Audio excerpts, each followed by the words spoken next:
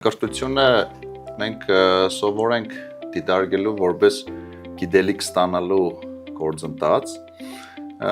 բայց այսօր կրթությունը կանգնած է շատ հետաքրքիր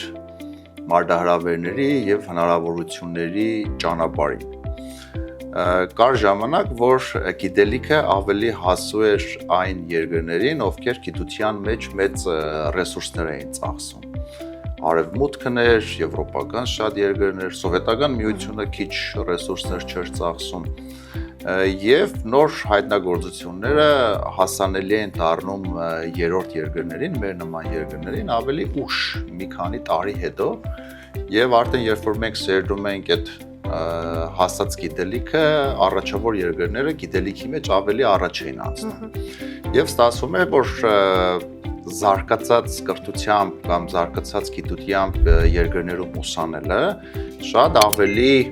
անհրաժեշտ էր դառնում, քան այն երկրներում, որտեղ գիտելիքը ավելի ուշ էր հասնում։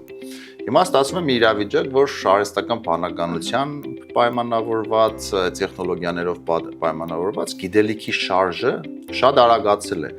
Այսինքն մենք ստանում ենք արդեն գիտելիքի այնպիսի ծավալ, որը հասանելի է եւ ամերիկյան, եւ եվրոպական, եւ նաեւ ռուսական գիտական շրջանակներին։